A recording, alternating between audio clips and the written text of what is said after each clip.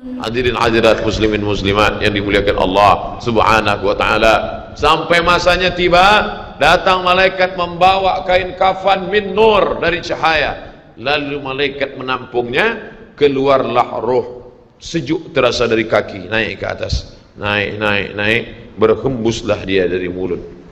Wa nafakhtu fihi min ruhi, aku hembuskan, aku tiupkan. Dulu waktu masuknya ke tanah, ke daging itu ditiup, maka keluarnya pun juga keluar. Maka mata memandang, ruh keluar. Biji mata memandang, keluar biji mata. Makanya orang yang mati itu matanya terbuka. Makanya yang pertama kita lakukan menengok orang mati adalah memejamkan mata. Allahumma ghfir li abdus samad warfa' darajatahu ma'al ghabirin, inna lillahi wa inna ilaihi raji'un. Makanya saya jarang-jarang datang bila ada sebut, Ustaz ada orang meninggal dunia, sudah lama, baru sejam, nanti saya datang. Sebab apa? Saya takut nak pejamkan mata dia. Agak-agak sudah dipejamkan orang, baru saya datang. Saya datang, udah 3 jam, 4 jam, alhamdulillah saya datang. Belum tutup lagi. Iya. Kenapa? Menunggu Ustaz Somad. Paksalah saya tutup. Allahumma firli fulan ibn fulan warfa' darajahum al-ghari, inna lillahi wa inna ilaihi. Mana istri yang katanya sayang, kaulah bulan, kaulah bintang, setengah nafasku pergi, buah hati bulayan jiwa. Ketika roh ada dari jasad, memang betul kata dia sayang, tapi manakala roh keluar dari jasad, dia pun takut menengok mata kita. Dia takut menengok kita. Dia takut jam pukul 2 malam, jam 1 tutup balik. Na'udzubillah. Begitulah kalau kematian sudah tiba. Sampai pada akhirnya dia tutup, innalillah wa inna ilaihi raji'un. Selepas itu roh pun keluar, dibawa. Kalau dia baik, roh itu dibawa, dimasukkan ke dalam kain kafan min nur. Hadis riwayat Ahmad bin Hanbal. Lalu dibawa oleh malaikat sampai ke pintu langit. Malaikat bertanya, inikah orang yang amalnya selalu dibawa pagi, dibawa petang? Inikah orang yang amalnya selalu dibawa hari Kamis? Inikah amalnya yang selalu dibawa pada bulan nisfu Sya'ban? Ya, inilah orangnya. Kam min masyhurin fil ardi walam yakun ma'rufan fis sama. Bukan hadis. Berapa banyak orang yang namanya masyhur di bumi, tapi malaikat tak mengenal dia. Tapi berapa banyak orang yang tak masyhur di bumi, tapi malaikat mengenal dia. Mengapa? Karena amalnya pagi dan petang dibawa oleh malaikat. Orang ini mana? Belum datang. Orang ini mana? Belum datang. Orang ini mana? Belum datang. Disambut dia, disambut kedatangannya. Masya Allah, tabarakallah. Mudah-mudahan kita termasuk orang yang disambut oleh malaikat karena amal soleh kita. Maka bila saya datang di suatu majlis, malam tadi datang di Shah Alam, orang menyambut ramai. Malam ini datang ke Masjid Muaz bin Jabal, ramai. Esok malam di Terengganu datang, tak tahu entah ramai entah tidak. Ramai. Dalam hati, hai Abdul Somad, apakah malaikat akan menyambut engkau nanti juga dalam keadaan ramai? Kalau engkau ikhlas, iya. Tapi kalau tidak ikhlas, na'udzubillah. Nabi Isra Mi'raj berjumpa dengan orang yang sudah lama mati. Bagaimana rasa kalian mati? Apa kata mereka? Seperti kambing yang dikuliti hidup-hidup, seperti tebasan pedang di tempat yang sama beratus kali, seperti kail mata pancing yang masuk ke dalam kulit yang basah, ditarik, disentapkan sehingga terikut dagingnya sampai keluar. Makanya selalu kita berdoa, Allahumma hawwin alaina fi sakaratil maut, taubatan qabla al maut, taubat sebelum mati, wa rahmatan indal maut, dapat rahmat ketika mati, wa maghfiratan ba'dal maut, mendapatkan ampunan sebelum mati. Allahumma hawwin alaina fi sakaratil maut. Makanya doa selamat itu baca pelan. Baca pelan, merenungkan. Ini sekarang banyak orang baca doa selamat cepat-cepat. Maut. Apa maut aja nih? Saya tak pernah menghafaz doa itu pakai kertas, tak pernah. Wa taubatan qabla al-maut wa rahmatan 'indal maut wa maghfiratan, belum pernah. Kenapa Ustaz boleh hafaz? Sebab dulu dibawa oleh ayah, dibawa oleh bunda, dibawa dalam acara tahlil, dibawa dalam kenduri orang mati, dibawa.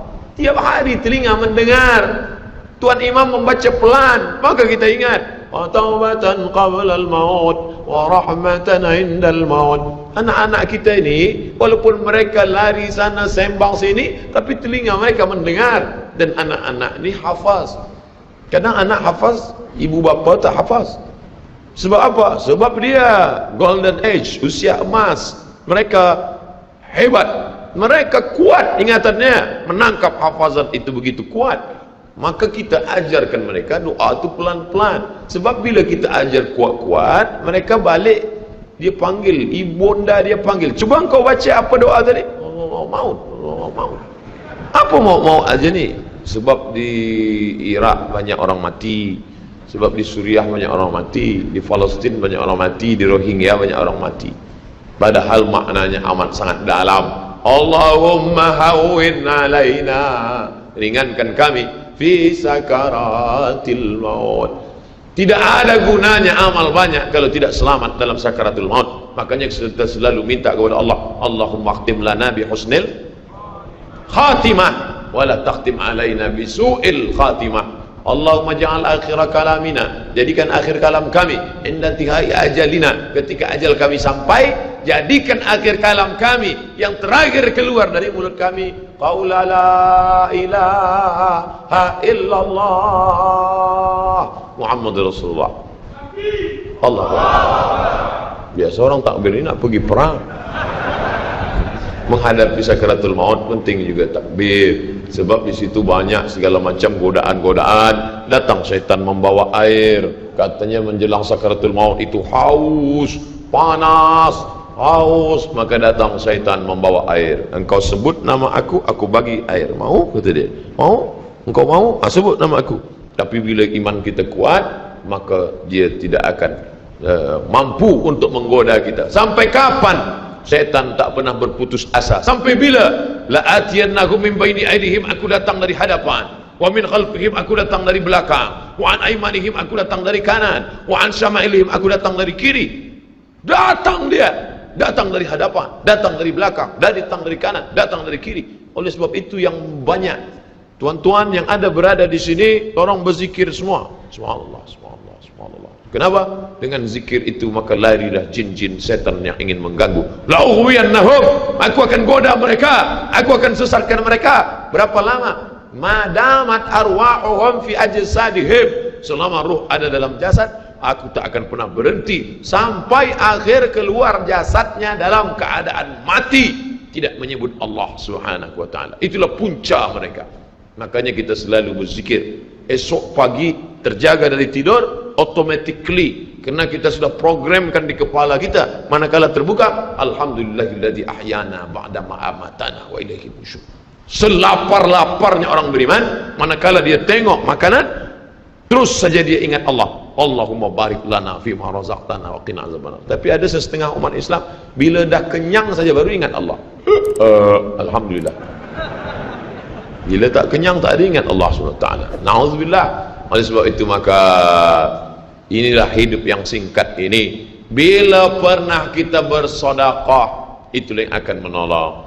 Laula akhartani ila ajalin qarib, kalau engkau beri aku umur panjang ya Allah, apa yang akan kulakukan? Fa as-sadaqah, aku akan bersedekah, wa akum minas salihin, aku ingin beramal saleh. Malam ini tajuknya Masya Allah, ini tazkirah terakhir, ini tazkirah akhir, last, dan tajuknya pun akhir pula. Mudah-mudahan ini tazkirah terakhir, tapi bukan terakhir bagi saya. Andai mati tidak masalah. Allahumma ja'al hayata ziyadatan li fi kulli khair. Kalau engkau takdirkan aku besok masih hidup ya Allah, jadikan hidupku itu ziyadatan li, sebagai amal tambahan. Kalau mati malam ini, Allahumma ja'alil mauta rahatan lana min kulli syarr. Kalau aku mati, maka kematian ini berhenti berbuat dosa. Orang beriman tak pernah sedih. Kalau dia mati, berhenti buat dosa. Kalau bertambah pahala. Andai Abdul Somad esok pagi masih hidup, bertambah pahala, dia akan tazkirah, dia akan bagi pelajaran.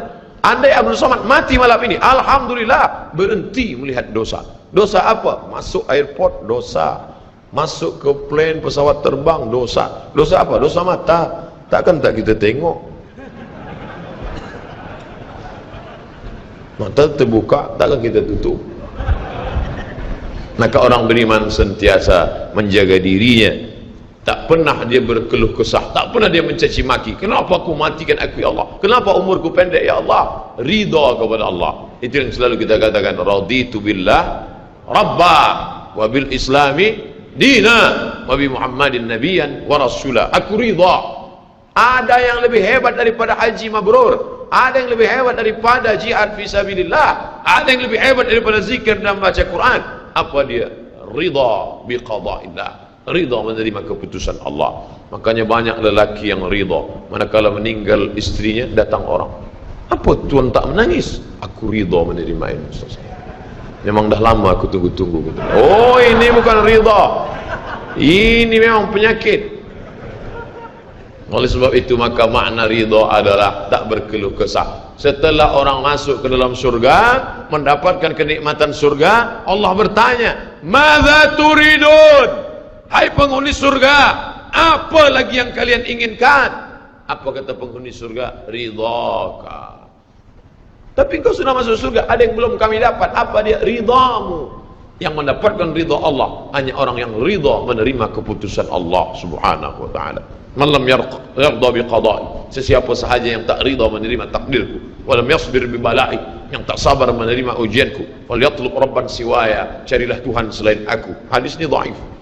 Tapi untuk targhib wa tarhib, untuk berikan semangat beramal, untuk fadail amal boleh dipakai, kerana ia bukan masalah akidah, bukan masalah halal haram. Jangan permasalahkan masalah. Bila kita sudah beramal, sudah baik, tak usah berkelahi masalah khilafiyah, masalah kecil-kecil, masalah sepele, masalah remeh-temeh. Kerana ini hanya akan merosakkan hati kita sahaja. Berapa banyak hati rosak disebabkan masalah-masalah. Assalamualaikum warahmatullahi, Assalamualaikum warahmatullahi. Apa salam-salam ni? Padahal hati sedang lembut.